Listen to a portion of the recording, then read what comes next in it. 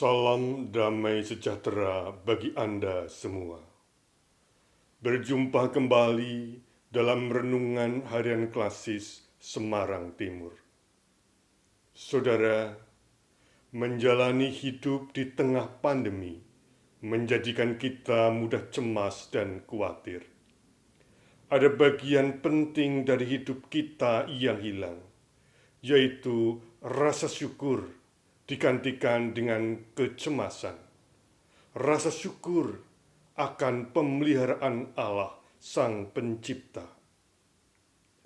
Bacaan saat ini dari Injil Lukas 4 ayat 31 sampai dengan 37. Yesus dalam rumah ibadat di Kapernaum. Kemudian Yesus pergi ke Kapernaum, sebuah kota di Galilea, lalu mengajar di situ pada hari-hari Sabat. Mereka takjub mendengar pengajarannya, sebab perkataannya penuh kuasa. Di dalam rumah ibadat itu ada seorang yang kerasukan setan, dan ia berteriak dengan suara keras, "Hai engkau, Yesus orang Nazaret, apa urusanmu dengan kami? Engkau datang hendak membinasakan kami? Aku tahu siapa engkau, yang kudus dari Allah." Tetapi Yesus menghardiknya, katanya, "Diam, keluarlah daripadanya." Dan setan itu pun menghempaskan orang itu ke tengah-tengah orang banyak, lalu keluar daripadanya dan sama sekali tidak menyakitinya. Dan semua orang takjub. Lalu berkata seorang kepada yang lain, katanya, "Alangkah hebatnya perkataan ini. Sebab dengan penuh wibawa dan kuasa, ia memberi perintah kepada roh-roh jahat, dan mereka pun keluar. Dan tersebarlah berita tentang dia kemana-mana di daerah itu." Demikianlah sabda Tuhan. Saudara, pemandangan alam yang indah, udara pegunungan yang segar, di bawah birunya langit, membuat kita takjub. Kita pun takjub jika merenungkan pengalaman demi pengalaman yang telah dilalui, dan ternyata hingga sekarang masih diberi kesempatan untuk bernafas, hidup menerima anugerah Allah. Pemandangan alam, pengalaman yang terjadi dalam kehidupan kita, dan hal-hal lain, semua itu sering membuat kita kagum, takjub akan pemeliharaan Allah kepada kita. Perikop sebelumnya, Yesus ditolak di Nazaret.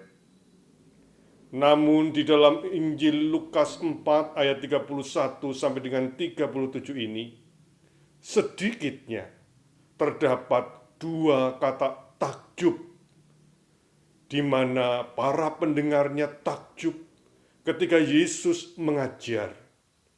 Para pemirsa takjub ketika Yesus mengusir setan dari orang yang kerasukan di rumah ibadat.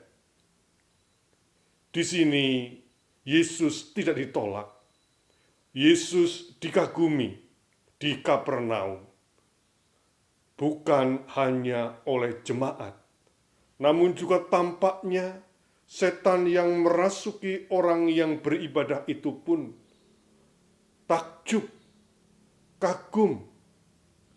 Yesus dikagumi karena pengajarannya, karena tindakannya yang berotoritas.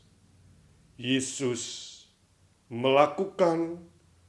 menghadirkan tanda-tanda kerajaan Allah, damai sejahtera, baik jasmani, rohani, secara menyeluruh.